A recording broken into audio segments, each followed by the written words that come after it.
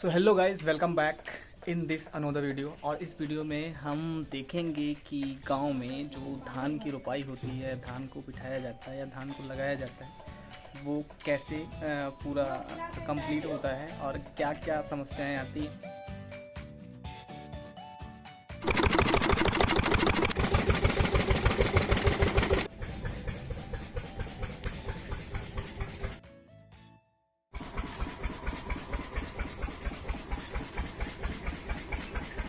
सो ये हमारे सामने जो पैडी है, धान की जो पैडी है, वो हमारे सामने है और इसको ही उठाकर इसको ही उस खेत में पहुंचाना है। जो लास्ट वाला खेत दिख रहा है उस खेत में इसको बिठाना है। सो यहाँ पे अभी मैंने कुछ लोगों को ऐसा मतलब रखा हुआ है, वो रखा नहीं हुआ है भाई। यहाँ पे गांव में मतलब ऐसा होता है कि लोग एक दूसरे की हेल्प करते हैं, वो चाहे पैसे के रूप में हो, चाहे एक दूसरे का करा करके हो।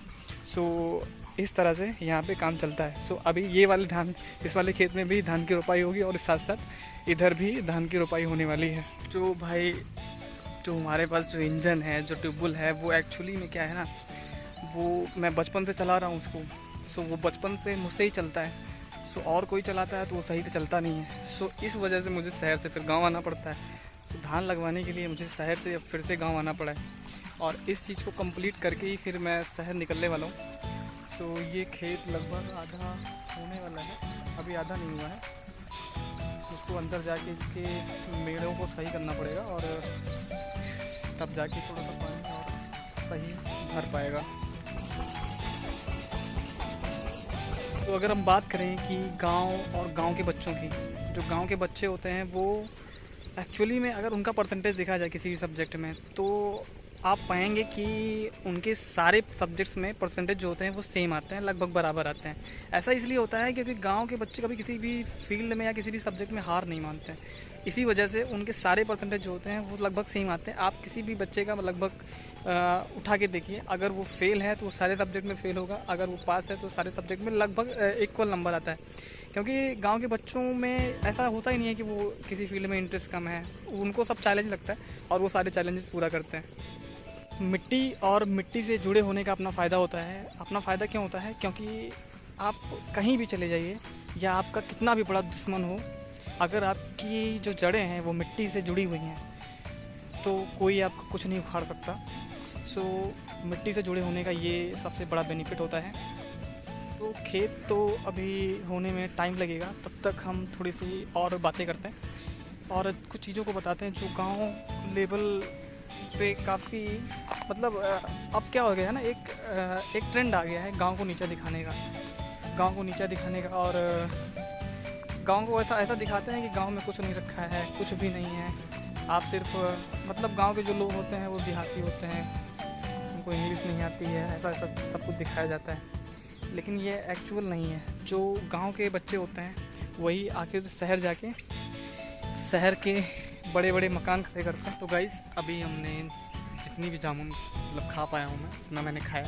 अब मैं आपको बताता हूँ कि एक्चुअली गांव की जो नेचुरल क्वालिटी होती है वो क्या क्या होती है। तो आप पाएंगे कि यहाँ की जो हवा है उसमें जो ऑक्सीजन का लेवल है वो किसी भी शहर के HU या HBAC सिस्टम से ज़्यादा ऑक्सीजन आपको बना के देगा।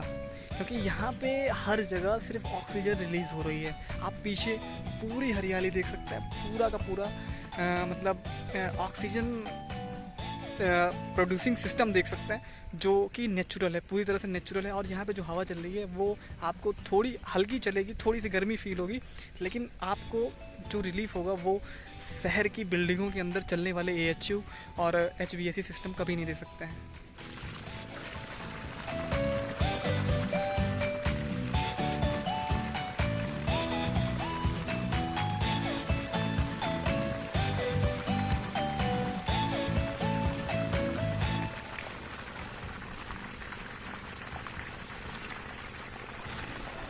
गांव की जो परंपराएं थी उनको ध्वस्त करने में जो सबसे बड़ा हाथ है, वो हाथ है या हाथ था, हाथ है भी और हाथ था भी, जो थोड़ा सा ज़्यादा पैसे कमाने लग गए गांव में। जैसे कोई टीचर बन गया, कोई और पुलिस में हो गया, कोई आर्मी में हो गया। तो इन लोगों के अंदर क्या हुआ ना, कहते नहीं है पैसा जब आता है तो लालच लेके आता है, तो इनके अंदर लालच आ गई। इन्होंने क्या किया, गांव के गरीबों की ज़मीनें हड़पना शुरू किया, सारी ज़मीनें अपने नाम करवा ली। आज ये जो लोग हैं, आज इनके पास बहुत सारी ज़मीनें हैं। तो आप देख सकते हैं रोड पे ये सारी ज़मीनें जो थी हमारी थी, बट जिनके पास पैसा था उन्होंने पुराने समय में कब्जा कर लिया, उन्होंने मतलब किसी भी तरह से ले लिया। सो यही मतलब इन्हीं लोगों ही सारी कल्चर को ख़त्म किया है। इन्हीं की वजह से यही लोग बताते हैं कि गांव में जो पानी होता है वो आरओ लगा के पीना चाहिए, और ये लोग हमको शिक्षा देते हैं कि ऐसा नहीं, ऐसा करना चाहिए, ये सब बकवास है। सो हमारी कल्चर है जो, उसको हमारी कल्चर रहने दीजिए। अभी भी वही सिस्टम चल रहा है जहाँ पे दो दिन जंगल राज, जो बड़ी मछली होती है छोटी मछली को खा जाती है। तो इस चीज़ से सावधान रखिए।